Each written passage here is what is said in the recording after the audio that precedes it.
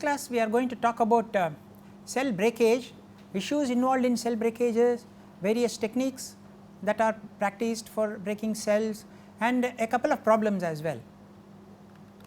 So, why do you need to do the cell breakage? If the metabolites or product of our interest is inside the cells, unlike when the product comes out into the medium, then it is called intracellular material. Okay. Sometimes the material could be not exactly inside, but it could be between the two layers of the cell, or that is called periplasmic. So, intracellular material products are things like recombinant DNA products. The periplasmic could be recombinant DNA again. Extracellular could be like alcohols, acids, antibiotics, enzymes. They all come out into the extracellular medium. So, there is no problem if it is an extracellular product. All you have to do is, after the fermentation, remove the cells by centrifugation or filtration, and then start processing the liquid. Whereas, if it is an intracellular or a periplasmic material, then what we have to do is we have to harvest the cells. That means we need to collect the cells, not the liquid medium. We collect the cells and then we have to break the cells to recover our product. So, we have to be very careful, especially when we are breaking the cells. You may be generating heat, you may be generating some unwanted metabolites, or you may be affecting the pH. So, the product, if it is a biomolecule like an enzyme or a protein, it should not get denatured. So, there are many techniques available for breaking cells: mechanical technique, thermal technique, enzymatic technique, and I will show you some of those techniques, and they are very, very important nowadays, because many products may be inside the cells rather than being outside in the extracellular medium actually. So, what do we have to do? After the fermentation, we have to harvest the cells, that is generally done through centrifugation or a filtration. Throw the liquid out, collect the cells, break the cells or disrupt the cells or homogenize the cells. Then you again use a filter, remove the cell debris, dead biomass and so on, and then get your metabolites in the liquid in the downstream, and then you take it down, do whatever you want to do. You may use a membrane process, or you may use a liquid extraction for concentrating, and then you may go into chromatography for purifying. So, these are the extra steps that are followed if the product is an intracellular material, okay, unlike an extracellular material. So, how do you select the technique? There are, like I said, it could be a mechanical, it could be a chemical, it could be a thermal, it could be enzymatic. How do you decide? So, does the bacteria have cell wall? What are the components present in the cell walls? How strong is the cell? For example, plant cells may be very, very fragile, whereas certain yeast cells could be very strong, the cell walls. Okay. How much heat is liberated? Because if it is a thermally labile, then when you generate heat because of the disruption process, the product could get denatured. Do we need any solvent or any other chemicals? Because there are chemical methods by which you can break the cells. What is the cost involved? Capital cost, operating cost. That means how much chemicals or consumables or heat or cooling I need to have, that is the operating cost. How efficient is the process? How easy is the process? How much waste I generate? Because I will be generating a lot of cell debris, right, and then unwanted intracellular material, they are all waste. How I will recover the product after removing the product from inside the cells? How am I going to recover? Once I have done a cell disruption, because you are liberating a lot of intracellular material, the entire broth could be non-Newtonian. That means it could attain certain viscosity, which may be difficult to process. So, I need to understand that. Am I releasing toxins when I am doing the cell disruption? I need to understand that. If I am releasing toxins, then the intracellular product may get denatured because of the toxin. So, you decide based on all these various criteria. Okay. Now, if you take bacteria, all you know, there are two types, right. One is the gram positive, other one is the gram negative. Okay. They are separated based on the gram staining which is used. So, gram positive bacteria remain stained by crystal violet after washing, whereas gram negative do not remain stained after washing. So, obviously, they have two different types of cell walls. Okay. So, all the bacteria have cell membrane where the oxidative phosphorylation occurs because they do not have a mitochondria. Now surrounding the cell membrane is the cell wall, which is very rigid and it protects the cell from osmotic lysis and other physical processes actually. Okay. So they could be made up of polysaccharides, glucons, mannans, chitins and so on. So there is a cell membrane and then after that you have the cell wall. So the difference between the gram positive and the gram negative is the presence or absence of the cell wall. Okay. So in gram positive, the cell wall is made up of a peptidoglycan layer. Now this layer is very very thick, whereas in gram negative bacteria they have something on top of that. The layer may be very thin, but they have something on top of that, that is called the outer membrane. Generally it is made up of lipopolysaccharides, and this is a major barrier which prevents drugs or other toxins entering the gram negative. That is why gram negative bacteria are much more resistant to antibiotics because of the presence of this outer membrane. Okay. Whereas gram positive bacteria have the peptidoglycan layer and they do not have this lipopolysaccharide outer membrane.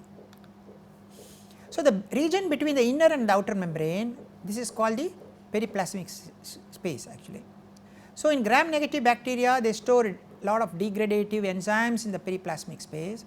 Gram positive bacteria lack a periplasmic space because they do not have this LPS layer outside, but they secrete lot of enzymes and they carry out the extracellular digestion actually. Okay, so that is the difference you need to understand.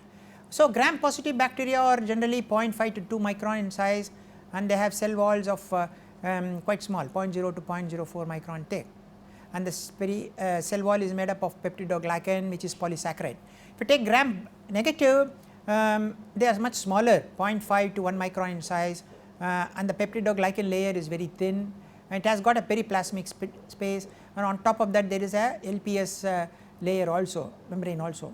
They are mechanically less robust, but they are chemically more resistant than the other bacteria. So if I use mechanical techniques to break the cell wall, gram negative will break faster because the peptidoglycan layer is thinner, whereas chemically they are much stronger than this. So mechanically gram positive is much stronger, chemically gram negative is much stronger.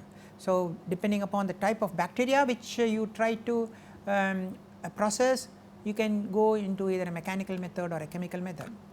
Now yeast, if you take, they are much larger in size. They are about 2 to 20 micron in size and they are very spherical or ellipsoidal, unlike the other one bacteria, and molds are very big, okay, and they are sometimes filamentous also, and they have a thick cell wall. So filamentous, they will create a lot of problem, especially in homogenizers or French press, where you have a very small nozzle, because these filamentous organisms may go and block those nozzles.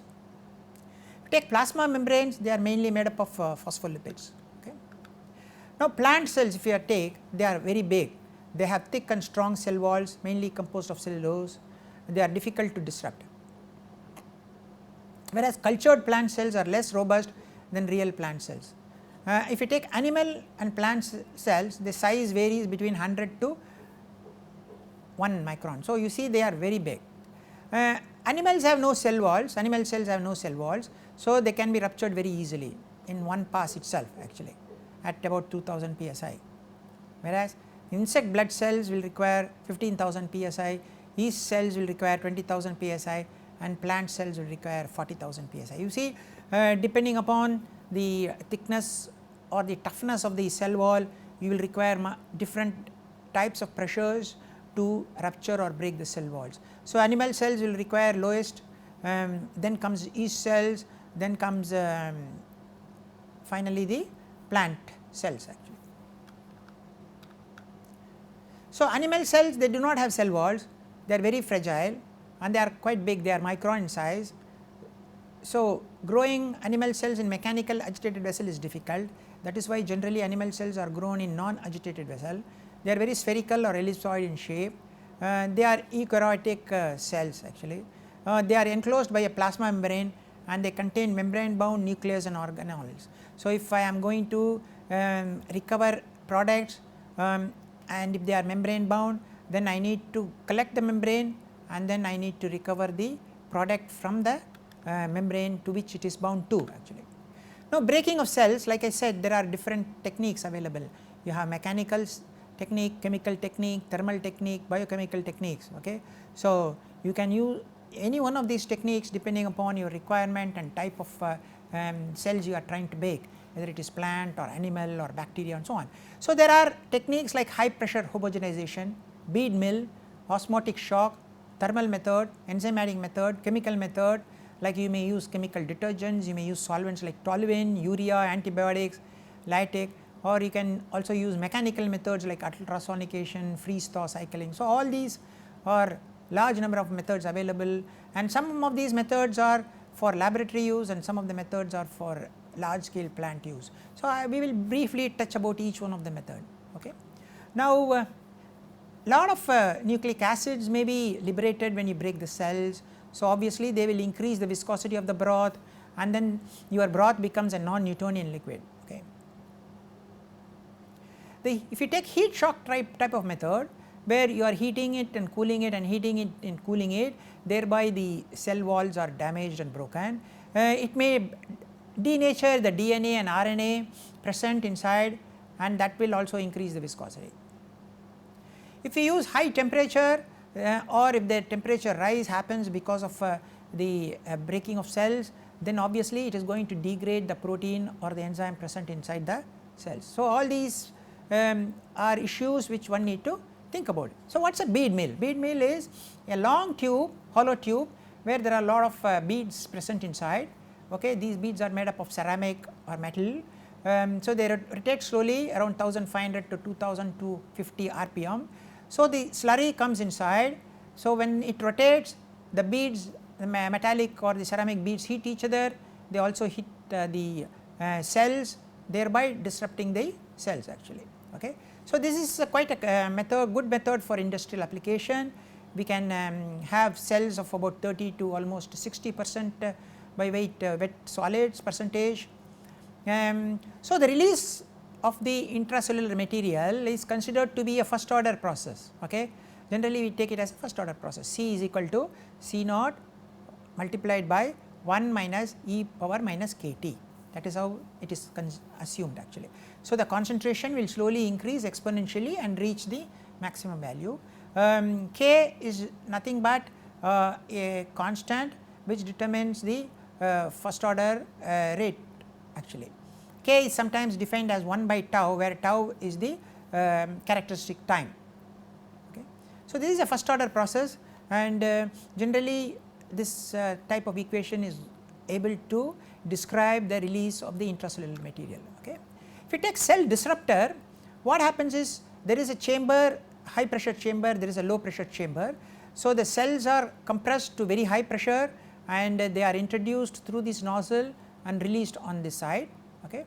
When they are released on this side, they come out from high pressure to low pressure. There is a seat also present, valve seat it is called. The cells hit that valve seat. So many things happen, the cells hit the valve seat, cells move from a very high pressure to low pressure. There is a lot of turbulence and shear produced because of the small nozzle. So, there is a compression that is taking place, so in the small nozzle. So, because of all these reasons, the cells rupture, and so the intracellular material is liberated actually. This is a very good method when compared to the bead mill.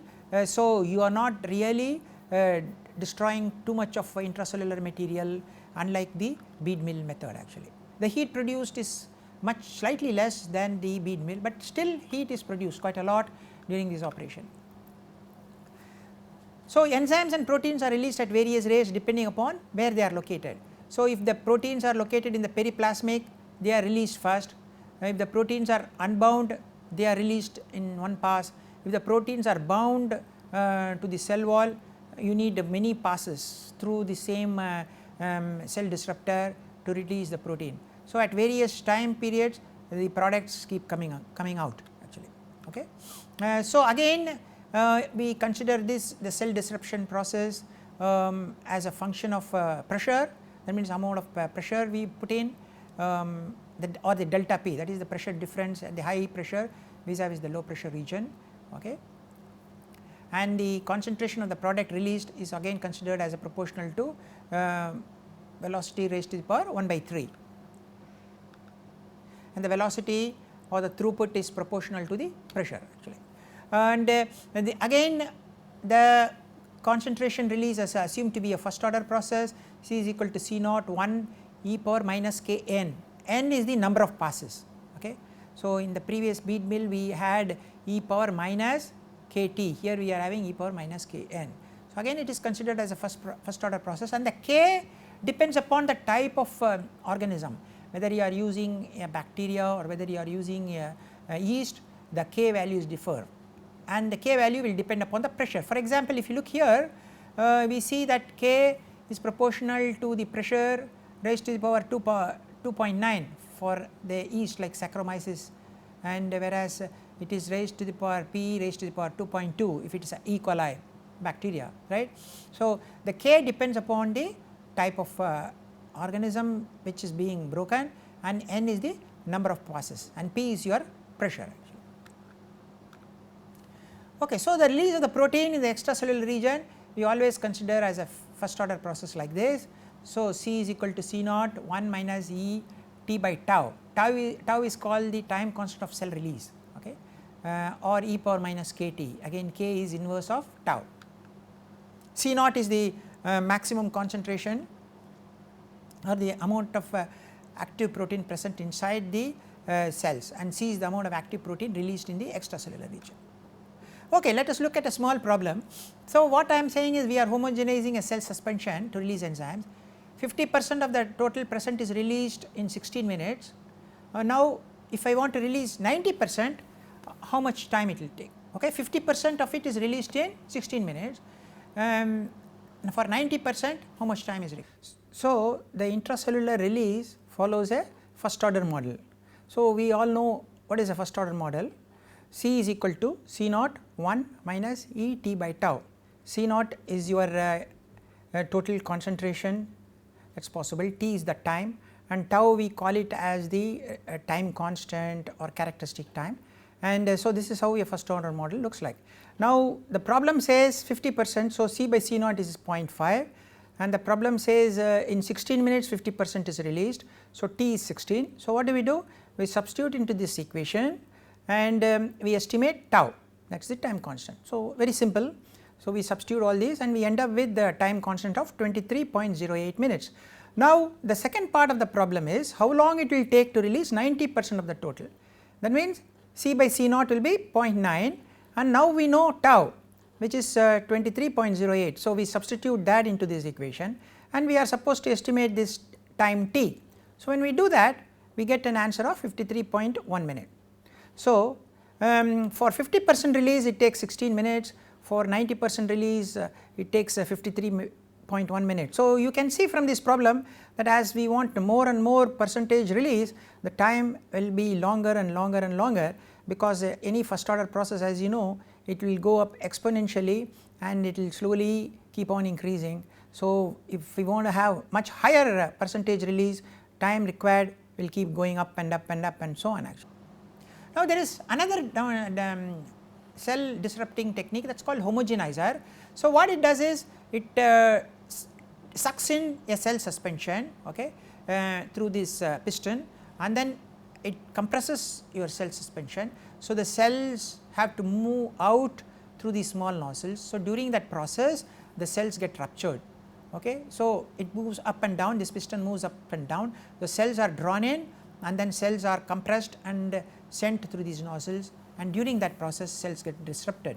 So, this process is much better than bead mill like process, where it is very violent breaking of cells. Here it is very systematic breaking of cells. So, the increase in viscosity is not much, but still heat is liberated. So, what they do is after one pass the contents are cooled and again it is sent back for second pass, then again cooled and so on actually. That is how you handle this type of equipments. After each pass it is cooled. So, again it is a first order process. So, but then if the heat is liberated and it is getting deactivated, then the real curve will look like this because of the deactivation, whereas if there is no deactivation it will look like this. So, the deactivation is generally assumed considering Arrhenius type of behavior, you all know how the Arrhenius equation looks like, right. This is a typical Arrhenius equation, K F is equal to K into e power minus Ed by RT. Ed is the activation energy for deactivation, that is deactivation energy. So, if the temperature is high, then T will come there, your rate constant will go down. So, obviously the cell release will be much lower than what is expected because of the decrease in K, okay, because of the heat, that temperature rise and Ed. So, generally they say about 1000 psi can give you a temperature rise of the order of 1.5, and especially for enzymes and proteins, a temperature rise is leading to deactivation of the product. Okay. So, that needs to be considered. French press, this is again a technique which is used for disintegrating chloroplast, blood cells, unicellular organism. Okay. So, it disrupts the cellular walls, but it keeps the cell nucleus intact. It produces high pressure and rapid decompression. So, very high pressure and quickly decompress it. By doing that, it is not really damaging the whole cell actually. Okay. So, the cell suspension is bled through a needle valve to achieve the decompression. So, the viscosity does not change too much, unlike the mechanical methods. So, this is a good method to resort to. Now, another problem you would like to see, imagine that I have a homogenizer, okay, and it is operated at 200 bar. Now, I connect another homogenizer, another homogenizer of same capacity in parallel. So, what happens is the pressure comes down to 150. So, when it does that, I am asking what is the increase in capacity after adding another. So, is it going to be 2 times? It will not be 2 times because your pressure has come down, and we all know that the capacity is proportional to pressure, right. So, the pressure has come down from 200 to 150, correct. So, that means how much? 25% less, but you have added 2 homogenizer. So, it will be 2 times for 50%. So, 2 into 150 by 200, that is 1.5. Why is 150? Because that is the new pressure, 200 is the old pressure, 2 comes because we have put 2 homogenizer. So, the capacity has gone up to 1.5. So, it has gone up from 1 to 1.5, that means there is an increase in capacity of 50%. So, it will not be double the capacity increase, but it will be only 50% increase because the pressure has come down from 200 to 150 bar, understood. You have colloid mills, that is another method where you have this type of rotating cylinders and there is a small gap. So, the cells are rubbed in that small gap and the cells get broken down. This is very good for tissue based material, we can have single pass or multi pass. It is happening because of the high shear and turbulence that is produced inside between the rotor and the stator here, that is called the colloid mill. You can have osmotic shock. So, what you do in osmotic shock is you move the cells from certain osmotic pressure to another osmotic pressure. So, during that process water may enter into it and it may break the cells. So, osmotic pressure is based on the Van 't Hoff's relation. If you remember, pi equal to RTC, T is the temperature, R is the gas constant, C is the concentration of the salt in molar. So, we can calculate the osmotic pressure for any given concentration of the salt actually. So, what happens here? You have a salt solution, okay, and you have cells inside, water here, okay. Now, the salt solution is in this side. So, obviously, there will be osmosis happening here, and so water will enter the cells, and water enters the cells in large amounts, swells it and allows it to break, and this is a very good method because it does not involve heat liberation or it does not involve uncontrolled breakage actually. So, we can calculate the osmotic pressure using the Van 't Hoff's relation RTC. So, if 0.2 molar salt means I can put C here in 0.2, okay. R is 82, temperature is 27, that is 300 K. So, for a 0.2 molar salt solution, I will get an osmotic pressure of 5 atmosphere. So, if you have many salts, we keep calculating osmotic pressure for each salt and we need to add up. So, you can see quite a high pressure that is generated with salt, and this method makes use of the concept of osmotic pressure. Ultrasound, this is generally used in laboratory scale, and you have an ultrasound generator. So, when it produces ultrasound, cavitations are produced, shock waves are produced, so cells get disrupted. So, heat transfer is a problem, that means heat liberation is very high, sometimes protein may get denatured. It also produces radicals, because ultrasound can produce radicals. So, these radicals could be harmful for the cells. So, generally this is done in batch, and generally this is done in small scale or laboratory scale. It is not done in industrial scale application. Okay. So, that is a big problem here, but it is done regularly in the lab scale. So, you need to use radical scavengers, because it produces radicals which may be harmful for certain enzymes and proteins. Then thermal method, where you are heating, that is called the heat shock method. You heat and cool and heat and cool. So, during that process cell walls break, but the problem is proteins and enzyme can get denatured. Another is lyophilization. You cool it and then you thaw it, cool it and thaw it, and the ice crystals that are formed can break your cells. Okay. This is easier method, because this is a better method, because the protein is not undergoing a thermal degradation, but this is more expensive than the heat shock method actually. Permeabilization with chemicals, you can use chemicals, solvents like ether, toluene, phenyl, ethyl alcohol, DMSO, or chemicals like thionins, antibiotics, catatropic agents, chelating agents, surfactants like triton. So, all these can be used to sort of dissolve the cell wall or completely make the cell wall porous. This is a very good method, because it is very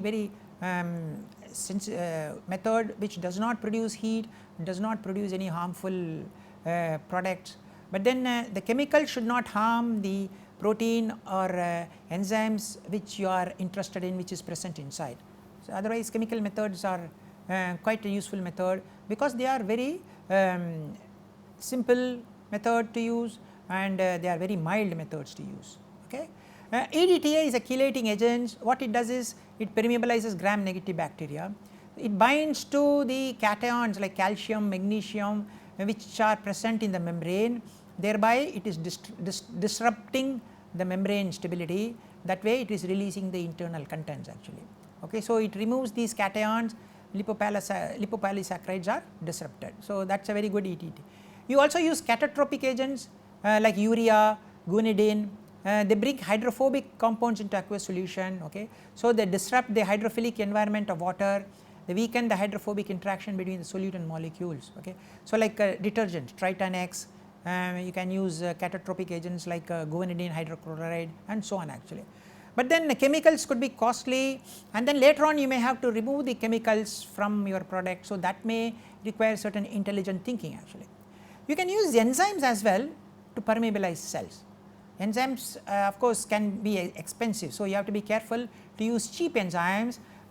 For example, we can use enzymes like beta 1,6, beta 1,3 glycanase, you can use protease, mannase to destabilize the cell wall or make the cell wall of bacteria porous, so that the internal material are released actually. But then the problem is you need to later on remove that enzyme, that could be another issue we need to consider, because if your intracellular material is an enzyme and you are using an enzyme method to break the cell wall, then how do you remove these two enzymes? So, you need to keep that point in mind actually.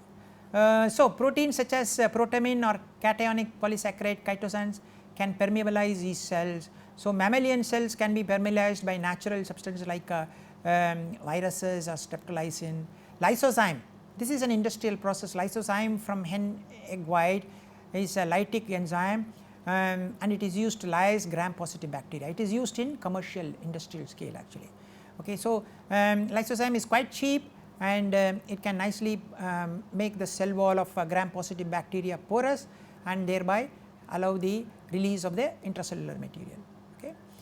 So, main drawback, cost could be a main drawback of this, and then removing these enzymes from your final product could be a drawback. Of course, there are other exotic methods like using electrical discharge method to permeabilize cells, but then they cannot be used in large scale. Maybe in very small scale, theoretical scale, one can think about using those methods actually. Okay. So, with that we conclude the cell breakage. It is a very important downstream technique, especially if your product is inside the cells. So, you collect your cells, that means harvest, then you use one of these methods, either mechanical, chemical, thermal, or high pressure homogenizer type of method, and then you release the intracellular material so that it comes into the extracellular matrix, and then you follow the usual downstream purification and recovery and so on actually. Thank you very much.